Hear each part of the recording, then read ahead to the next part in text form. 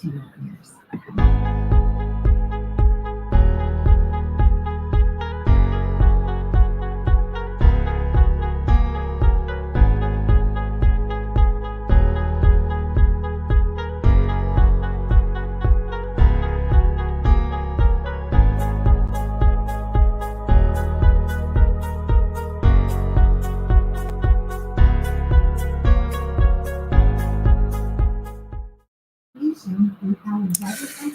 What up, what up, what up, what up? Welcome to another episode number 15 of the Swoosh Hoops podcast. It's your host, Eric, and you also got Ernest and Armastradamus, how we do every week on the Swoosh Hoops podcast. This week, we're going to talk about the All-Star reserves that was just announced not too long ago. And a couple of surprises, especially in the East rosters. There are a couple of them that kind of surprising. I thought in the Western Conference All-Star rosters, the reserves, it could be a little.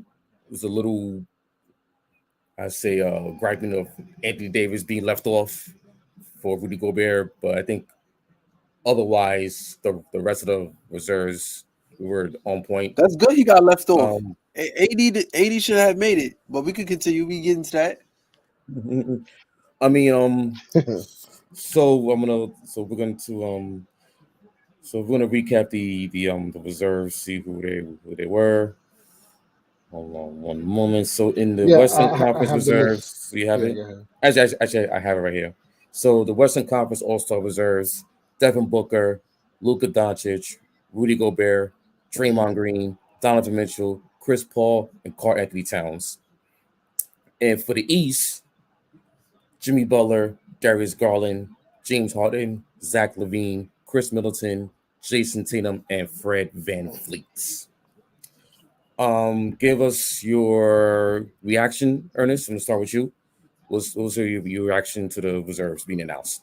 For the most part, I don't have an issue with who they picked.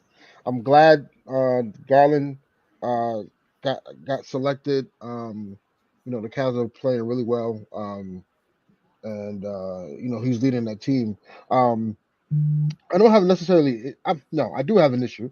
I think for the East, right? I'm fine with James Harden getting in. I'm fine with Jason Tatum getting in. Zach LaVine. I felt Zach LaVine should have been a starter, but I'm fine with him getting in. I'm fine with Fred VanVleet, and I'm fine with Darius Garland. What I'm not fine with is Jimmy Butler and Chris Middleton, only because Jimmy Butler has missed. He missed a handful of games this year from the Miami Heat. I understand, how they've been playing as of late, but I just think he missed some time due to some injuries throughout the course of the year. Let's talk about it. And I felt there were Let's other talk players about it. that have been playing every day. Let's talk about it. And Chris Middleton, I just think, I can see that if the Bucks were the number 1 seed in the East, but right now they're sitting at 4. They've been kind of underperforming a little bit. I don't necessarily agree with Chris Middleton either. My replacements would be these 3 guys out of the East. It'll be either LaMelo Ball, Miles Bridges, or Jared Allen. Those would be my 3. Pick your 2 out the 3, if you will. For the West I don't have an issue with. DeJounte Murray deserves some consideration there, given the fact that Draymond said this on TNT show. The Spurs are better than what we thought they were going to be, obviously, and he's been putting up crazy numbers this year. Been playing really well, and he's improved. But obviously now Draymond Green isn't playing, and a part of me feels like, Anthony Davis will be his replacement from the totem pole. It's just how especially if AD kind of plays how he's playing now until next week, whatever. But I would like to see DeJounte Murray take that slot, but I just feel like just off of sheer fandom and excitement, I think they'll probably add Anthony Davis as Draymond's replacement. But other than that, I have no problem with the list. But again, Jimmy Butler, Chris Middleton, I wasn't too excited about those two guys being added on to the All-Star roster.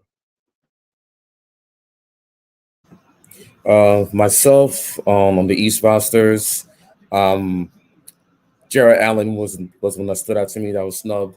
The Chris Middleton selection came out of nowhere. I didn't really see the consistency that he had all year long, and plus they've been meddling in the middle of the Eastern Conference standings. So I guess I don't know.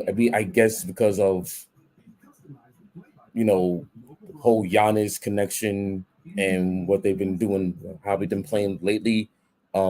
They gave Chris Middleton that push, but he's been inconsistent all year long. And I just thought that Jared Allen was consistently solid all year long, with the fact that him, Garland, Mobley, that Cavaliers team came out of nowhere and is like a half game behind for the first place in the East. So no one saw that coming. So I would have liked to have seen Jared Allen on that roster. Jimmy Butler's, I agree with you, Ernest. He missed a whole handful of games, like 15, 20 games. I know they've been one of the top teams of the East all year, but I just felt like he missed too many games. And I think that's the main reason why I felt like he shouldn't be on there. Miles Bridges would have been. I had him coming. Anthony Davis didn't make it because he missed. Yes, too many games. So like before AD got hurt, he was averaging 24 and 10. Like that, those are all-star numbers. So Jimmy Butler's averaging what 15, 16 a game this year. So right. So it's like, okay, I get it, but Miles Bridges playing is probably one of the top candidates for most improved. He should at least got some all-star consideration. And also Jared Allen should have all-star consideration. In the West, I don't have an issue. Maybe DeJounte Murray, because he's been balling and his name is in the trade rumors all over the place. So he's been having a really solid season. I stand corrected. Jimmy Butler's averaging 22 points. Okay, 22 points. rebounds and 6 assists. That is all-star worthy. Okay, but, I get it. But he's only played 33 games thus far. That's the problem. You see what I'm saying? So I see. And AD has played 31 games this season, so that's what I was saying. Let's talk about it. So in the Western Conference reserves, I have no issue. Devin Booker, I thought he should have been a starter over Andrew Wiggins. But other than that, I see no problem with it. Draymond Green, he's gonna get replaced because he announced that he won't be playing the All-Star game. So that, and other than that, I don't have any gripe with the reserves. So next Thursday they're gonna announce the drafts of the All-Star teams of Team LeBron and Team KD. So it'll be interesting to see how those two set up their rosters. So Armani, what's your reaction? Real quick, Armani, before you go, just watching this Suns and Hawks game, Trae Young just hit a ridiculous clutch three to put the game on ice. That was insane. That was insane. Can't stand that dude. I'm sorry. Well, he took over the garden.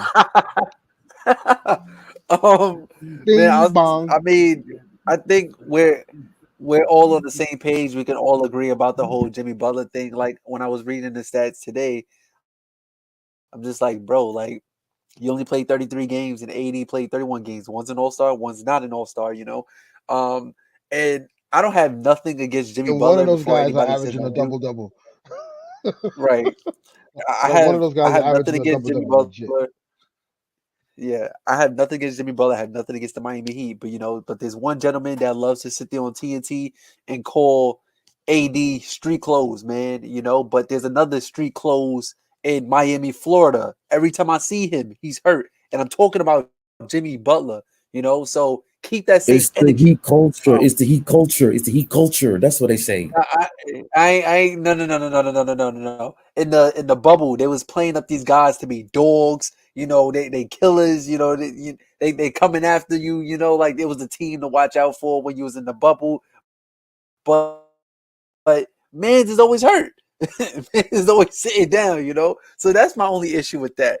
And I think I just speak for the people here. I was looking all through social media before you went live, and the main names I've seen that people that shouldn't deserve to be an all-star is Rudy Gobert, Chris Middleton, like the uninteresting guys, like you don't want to watch an all-star game and see them play, but then again, like what you got to constantly remind these guys is that it's the coach voting. So not too sure how Middleton got in over Miles Bridges and LaMelo Ball. I think that they add a lot of excitement to the game, just what those two can bring. Um, Jared Allen was a huge snub as well too. But it's actually dope that Darius Garland got in, especially the All-Star game being in the city of Cleveland. Even though he's not a household name, but it's still nice for a player to get nominated to the All-Star team in that respective city. Um, I feel like where was it? What was All-Star? It was in Atlanta, right? So we had Trae Young, and then the year before that was Chicago. I don't think anybody made it from the Chicago Bulls when the All-Star game was in Chicago in 2020. So Nah, that's a big nobody. deal. Right. That's a big deal, just to think about that. DeJounte Murray was also a candidate that got snubbed as well, too. So we're all on the same page here, of all the people who should have made it and all the people. And yeah, that's all I have. Now, my question to you guys, and I'll spin it back to you, Armani. Um, if you were to take Team LeBron or Team Kevin Durant, right? So we're gonna play this game here. I want you to pick which starting five you would take, and then from the pool, how would you draft your team? I mean, I would just say this: LeBron drafted by picking the best player.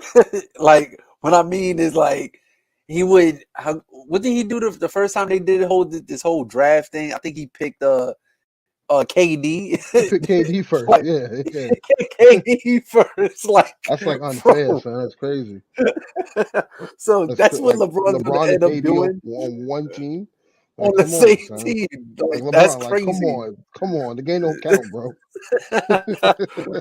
um, I mean, so also they would give him the first pick. So wait, so out of this player pool, are the starters already on a specific team, or they just pick it from the pool, like starters and reserves? I think they pick from the pool. Right. So the thing is, they pick from the pool. So Mm-hmm. LeBron gets the first pick for the starters, right? Okay. And then Ah, KD gets and then the first pick for the Kevin Durant get the reserves. first pick for the reserves. Right, exactly. So I would Yeah, got you. my question to you is, if you're Bron team gonna pick LeBron or team Giannis. KD, right? Who would you pick first? And fill out Bron picking Giannis. fill out the rest of your roster. Like, you get what I'm saying? Well, now that now that I'm thinking about it, um, when Braun and Curry was on the same team last year, that was It actually was a big nasty. deal because That was nasty. we never seen that before. So Nah. I can Remember, see it was him him, Giannis, picking Dame, Curry. and Steph. And Yeah. then if you remember, there That's was like nasty. that was when the rumors started that hey, Steph and LeBron can hook up and I play still with the think it's a Lakers. possibility though, but that's Mhm. it's like pipe dream.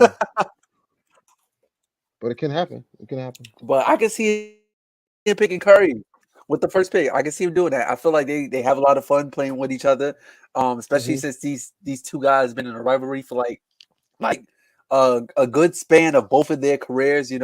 They clashed a Yeah. lot in the NBA Finals. So I think with his first pick, Braun is going to go with Curry. And as far as KD, I feel like KD and Giannis, man, that's going to be crazy, yo. Like they can play defense by themselves. Yo, seriously. Just the two of them.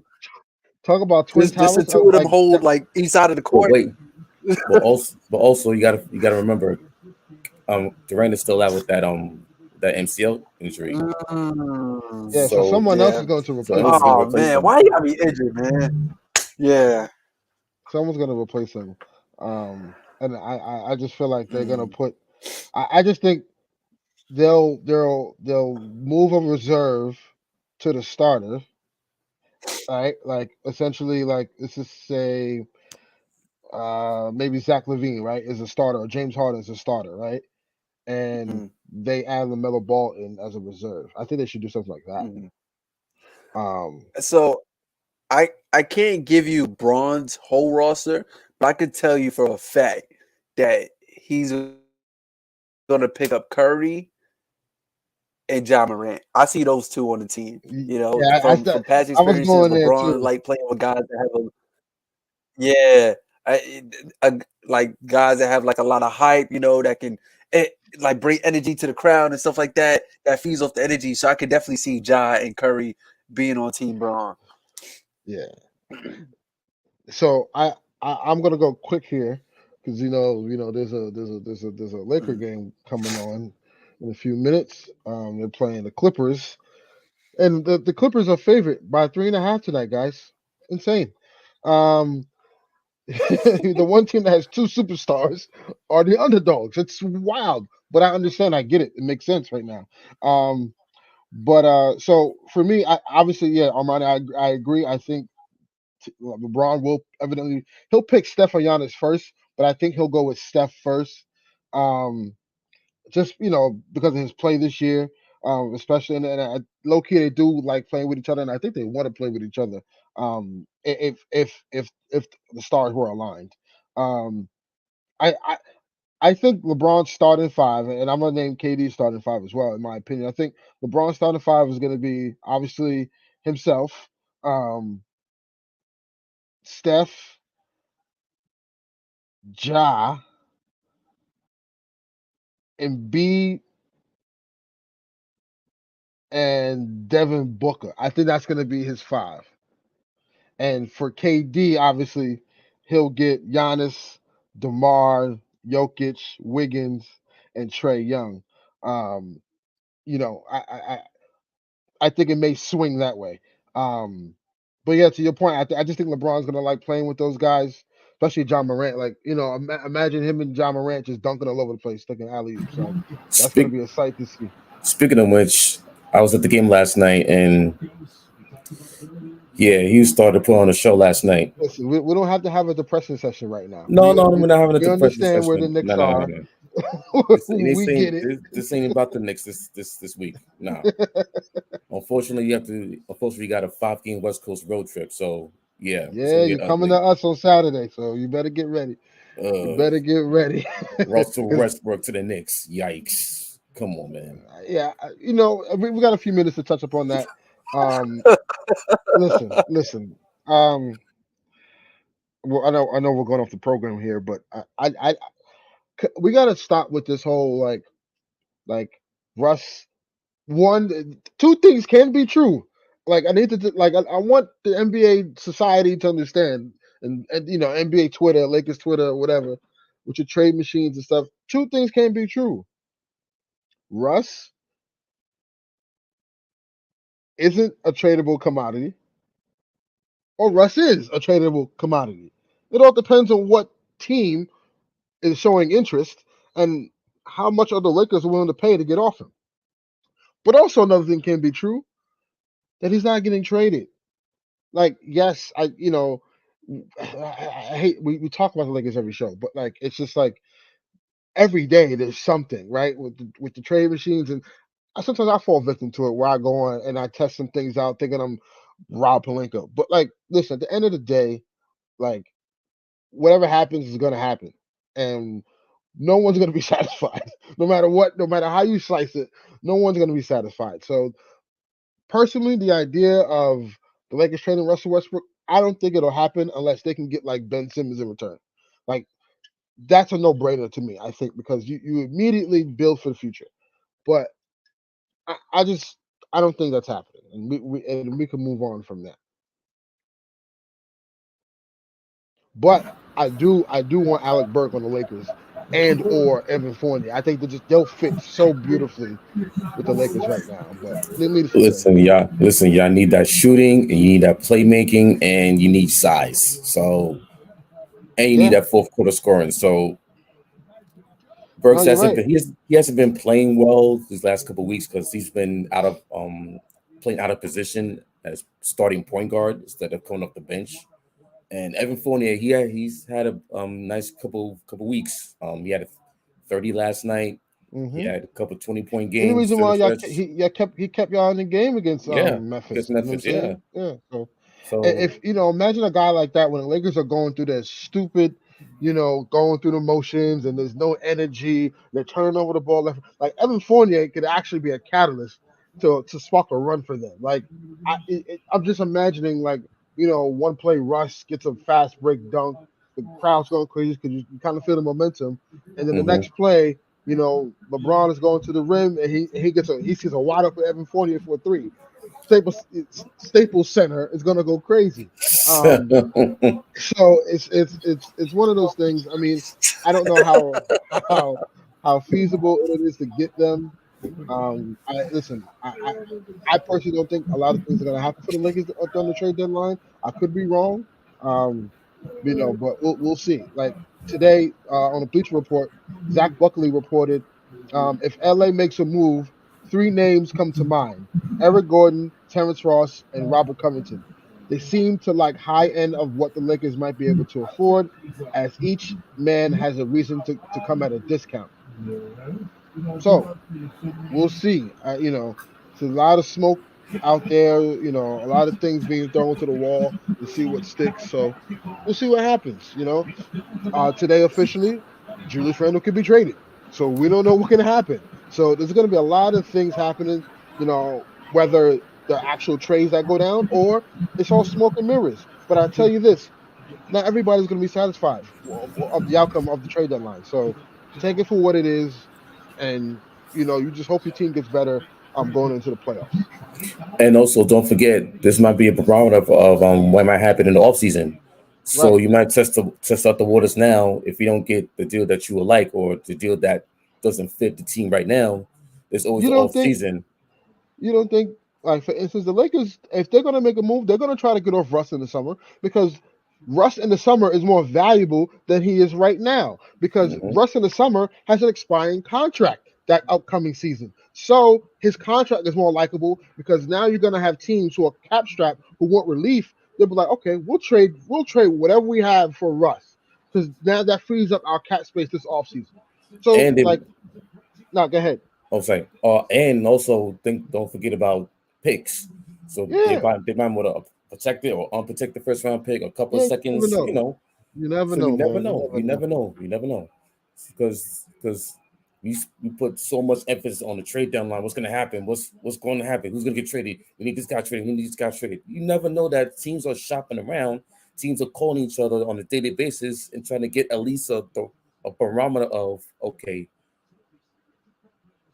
do we how are we going to facilitate this? Can we do it? Is it feasible? How's it going to cap out? How's it going to affect our cap sheet for this season and the off season? Because because once free agency starts in the off season, that's where everything's wide open to me. And I think the reason why we put so much emphasis this season on the trade deadline because I think the NBA, I think the window's wide open for teams to compete for a championship. Oh yeah, There's no no there's question. no This clear is there's this no is the clear biggest cut favorite. parity, right? There's This is the think about biggest it, there's parity in the league we've yeah, seen. there's no clear cut favorite of who's gonna win who's gonna be the odds on favorite Yeah, for the championship. we said that going into the season. Like even though like Hmm. the Lakers were front runners to win because of the roster that they built. Obviously Brooklyn the same because of the roster that they have. Milwaukee was on a trying to go back to back, and then Phoenix was looking for redemption. But still, like you see all those teams that I just named, and then you have other teams like the dark horse Miami Heat, the Grizzlies Bulls. came out of nowhere, the The Bulls. Grizzlies. So it's like right. So it's up in the air right now, you know. So everybody's just Hell, trying to the see and shop Sixers and see what they The are can in get. contention for the 76ers. 1 seed. Yeah. You know, so Everybody's just trying to see it's what they could get. right, And exactly. even And and and this is even why the buyout market is not going to be as luxurious as we've seen it before, because you're going to have Mhm. some teams that are going to be holding on to these players because either they got a shot to get into the play-in, or they have a shot of missing the play-in and actually getting into the playoffs. Because if you look at the East and West, literally in the West, 3 through 10, 11 is compacted when you and they're separated by at the most 3 to 4 games, and you can drop depending on with COVID situations and injury. And then in the East, it's almost the same thing. So it's anybody's game right now. There's no clear cut favorite. so in the Eastern Conference, 1 through 6 separated by 3.5 games. 1 through 9 separated by only 5.5, and 1 through 12 only separated by 9 games. So if you could go on a run on a 7 game, 8 game win streak, you go from like 12 to like 7 or 6. So teams are not willing to like shop around. I think that all the smoke we getting right now, all the rumors, I wouldn't be surprised if we don't get that many moves on the trade deadline. I think because there's so much teams that are so packed in the East, but in the West, I think you can see a couple moves because the gap is much more wider. Because after the Grizzlies at 3, and it's a big drop off because Utah's falling off. Right, but here's my thing too, though, Eric. Like, But also, you're absolutely right. But at the but same time, like those teams, like I can guarantee you, and Draymond Green said this too. I can guarantee you, those top teams don't want to see the Lakers, the Jazz, or Dallas, whatever. And look, like a first round matchup. Imagine you're the Warriors and your first round matchup is the Lakers. You're like, damn. And then LeBron, AD, and Mhm. Russ like they started to get clicking. Like it's like Yeah. it's going to be tough for teams to kind of just be like, all right, like let's just punt this season because everyone legit has a shot. Like everyone legit has a shot. And when you get in those matchups, you don't know. Like I could guarantee you, if Memphis gets into a playoff series with the Lakers are going to be favorite in that series to win as the underseed. but Yeah, it will be Memphis, tough for the Grizzlies to knock us off. but that Grizzly team, they got a bunch Yeah, of dogs in that squad though. It's But like, but Yeah, uh, you man, but know, Eric, they're if you're it's all getting young. it all if comes you're down to getting what you do peak in the Anthony playoffs. Davis, if you're getting peak Anthony Davis and LeBron the way he's playing right now, there's nobody. I'm sorry, that Memphis team is not beating this Lakers team. I am sorry. I just got my thing is I just got to see the Lakers play consistently good ball because they haven't done it all No, year I long. feel you. I And definitely you're feel right, you on that. And absolutely. I Yeah, feel yeah, you on that. and then Yeah, absolutely, I and feel then you on and absolutely. that. then Mhm. and then I just think that the matchup wise with them and the Lakers, the Grizzlies play fast, man. I'm watching Eric, them last night, just in the like playoffs, the game slows down. And who is the greatest dictator of game pace? LeBron James. Like he controls the game in so many ways. It's crazy. I It's I crazy. I get it, I get it. That's That that you got inexperience. because you Listen, got you got tell the me, LeBron card, yes. But I tell think me. at some point some of these younger teams when they face the LeBron led Lakers team with his age and the injuries that are coming to catching up to him, I just and Anthony Davis playing, he's trying to get back being healthy. Who are the others that are going to complement those two to at least keep up with that team? Because at some Listen. point, and you The got Lakers. When the Lakers were healthy, when LeBron and AD were healthy last year, the Lakers were 21-9, right? First place in the West. No one was raving how great the Lakers were playing. Like this year, the Warriors and the Suns did the exact same thing, and now they're darn the favorite, right? Let's get that out the way. Two, LeBron, Russ, and AD have not played enough together to at least formulate some type of rhythm. So again, we're talking too much about the Lakers, but like I'm telling you, but it's, but I'm not just saying the Lakers. Like also, like if the Clippers, right, are in a scenario where they're like, okay, we drew Phoenix in the first round and Kawhi and PG is healthy. You think the Clip? Excuse me. You think the Suns want to see Kawhi Leonard, who's been resting all year, and Paul George, who's been resting half of the year, in the first round? Like, I'm just saying. That's insane. Listen, I'm just saying. That's mad unfair. That's crazy, right? It's crazy to think we about. don't It's listen. legit crazy to think about. So listen, so we still got another 2.5 more months till the playoffs begin. So it's gonna be real interesting to see where the trade deadline leads these teams to and how they finish up the regular season and playoffs. Because these next 2 months are gonna be a grind. It's gonna be like a survival to the play-in and who gets in the top six. And there are gonna be some teams that should get in, but they won't even get in the play-in. You know, Yeah. and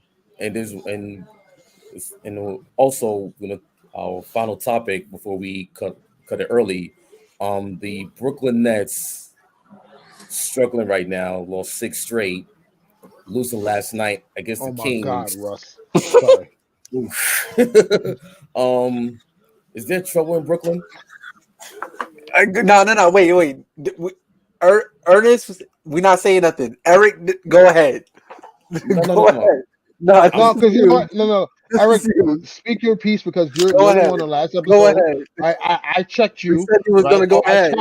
I challenged you because you Mhm. said the most disappointing team to you The has been the floor is Brooklyn Nets. yours. And my argument was, what are you talking about? They're the 3 seed. They have, And since what happened? but since that conversation, they're now the 6 seed, and Let's go. they're on a 5-game, they're on a 6-game, losing Yeah, streak at the they moment, lost last and they night. lost to the Sacramento Kings last night. So Eric, you have the floor. I stand Let's corrected. go. They have been disappointing. Close out the game. Let's go. Okay, so like I said before, like I mentioned last episode, they're struggling and it's not good. Um, I just think that they're just so top heavy, and with those 3 guys, they have never been healthy consistently these last couple years. Not They've gonna been lie, together. their bench is really bad. Like, Like Really bad. whoa, exactly. That's what I'm whoa. saying. Their bench is No, that's what I agree ready with you to last fall week off. on that they're top heavy and that the wrestler got Mhm. you. What we said last week is that there was no it's the balance. It's a huge drop off. You know They're just when they non-consistent. sit when Katie Harden and Kyrie sit like it's not like all right you get some of your good role plays like your 6 man Mhm. like your Patty Mills that can still like Right. put up buckets for you. It dies down quickly to the point But that they see, play G League guys and stuff like that. but the problem is too, Armani, with that statement you just said, like, as a coach, Steve Nash, you shouldn't be sitting Kyrie, Katie, and James Harden all at the same They No, time. have to right, of stagger course, those Now, minutes. They have to now, stagger those of minutes. course. yeah, you have to because you're so top heavy. You had to stagger those minutes. This is why, like, I yell at the TV so much when I see Frank Vogel when LeBron and AD or Russ are in the game, right? You'll have, or like, let's just for instance, like the other night, he had AD and AD and Westbrook and Monk in Atlanta off the floor. What are you doing? And that's when Atlanta started to make their run. Like it's stuff like that. It's like at no point should those 3 guys, KD, Harden, and Kyrie, be off the floor. Like at any Exactly. That should iteration of count. your lineup, one or 2 of those guys need to be in the lineup at all times. Exactly. So that's why I put them as the most disappointing team. And also, when they come back, they're gonna have to restart that chemistry again. Who know? And are they gonna have enough time in the regular season and towards the playoffs to get that chemistry together? Again, see the same recurrence they did last year. The injuries caught them at the wrong time. They weren't able to finish in the playoffs. And what happened in the playoffs? Kate, Kyrie goes down with the injury, and James Harden with the hamstring. This year, no Kyrie at home games because of the city mandates. James Harden injured, and I believe he has 1 foot out the door. He has 1 foot out the door. And Kevin Durant again injured with the leg injury, the MCL. So, and for exception of Patty Mills and maybe Blake Griffin, here and there, there's literally nothing. They literally got nothing. Like they have Also, I'm disappointed that they haven't used Nick Claxton more, and you still using LaMarcus Aldridge and giving him 20 minutes. Like he should not even be playing those many minutes, man. It's like me screaming at Tom Thibodeau playing Tosh Gibson 25 minutes. Like he's old. Sit him down. Or like Vogel Come on. playing DeAndre Carmelo Anthony Jordan. at the DeAndre 5. Jordan. No, or Carmelo Anthony at the 5 for 25 minutes. Like, what are you doing? Like Yeah. Steve Nash. Like, come on, man. Nick Claxton should not be buried on the bench. Like, you should be playing him these 25 to 30 minutes. Like, there's no reason to have LaMarcus Aldridge. I don't care if he has a jump shot. He should not even be playing like 10, 15 minutes. Like, what's really going on? So it's just like, and I know the Nets defense has been much better than last year, but still, they've been so inconsistent all year long. It's been disappointing, and I know they've been saying, oh, wait till KD, Kyrie, James Harden come back all healthy. But every time they say that, what happens? One of them gets injured, or two of them gets injured, or at least all three of them, or at least out of rotation at some point.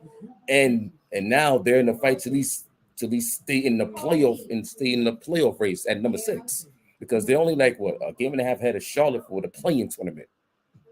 So it's gonna be real interesting to see where this team ends up in April, and God forbid if they end up in the play-in tournament, it's gonna be it's gonna be something. So that's my spiel, and then Ernest, you can take it away. All I gotta say is winning cures everything.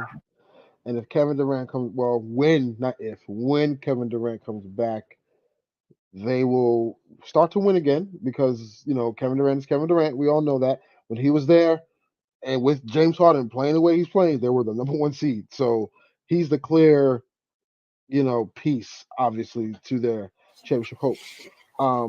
And honestly, them falling, in hindsight, may be better for them because of the whole Kyrie situation. So we'll see. But you're right. Right now, this 6-game skid, and the James They're Harden, panicking all right this now. stuff. Yeah, like They're it's just panicking right now.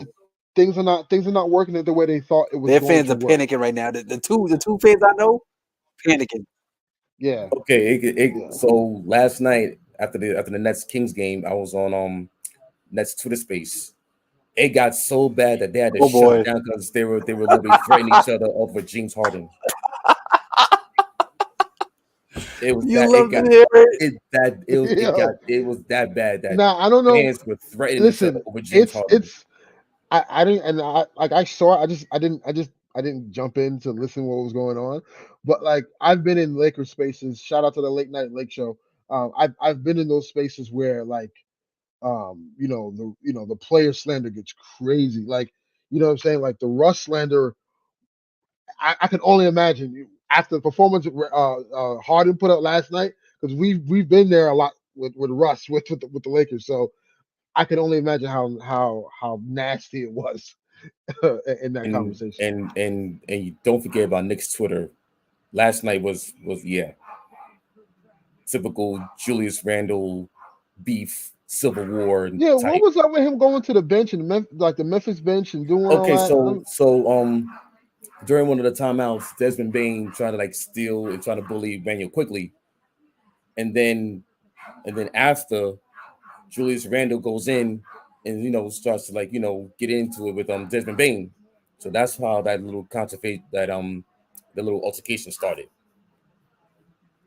And then he got ejected late in the game, and then he got a second late in the game. He got ejected. Got it. Yeah. But come on, Julius. the slander, Julius Randle slander. Oof, he's checked out mentally. I don't know what happened because last year it was all about. He had a career year last year, but then again he had no fans, and it was a COVID season.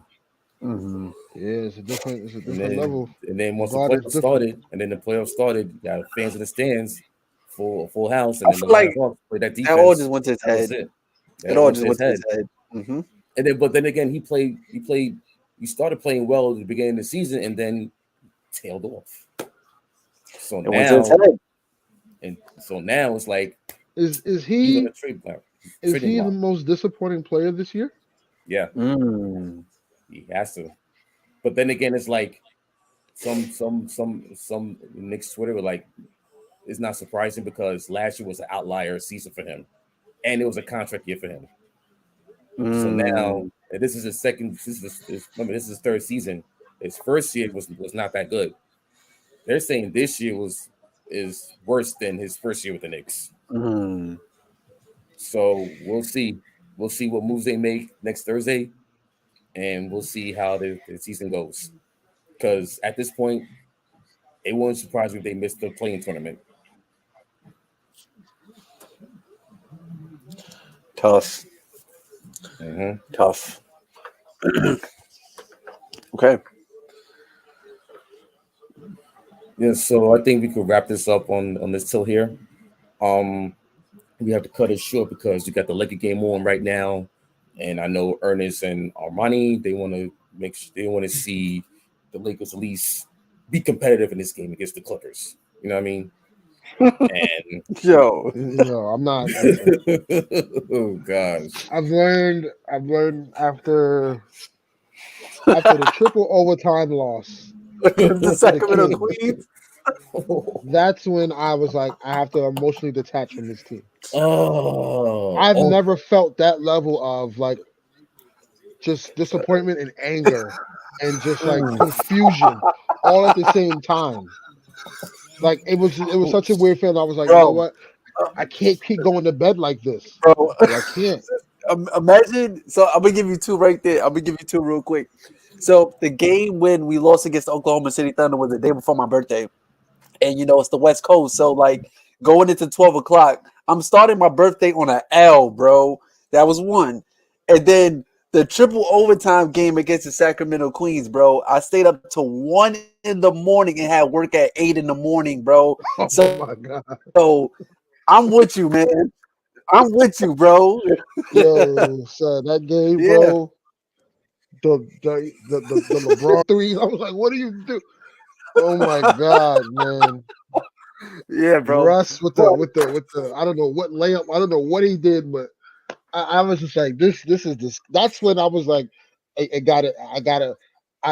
could watch the game objectively. I'm going to criticize. I'm going to obviously point out the great things that they're doing, but I can't be emotionally attached to wins and losses anymore because it is what it is now. It is what it is. I've come to terms with that. So if the Lakers don't make the playoffs or they get bumped in the play-in or in the first round, anything short of a championship, I'm like,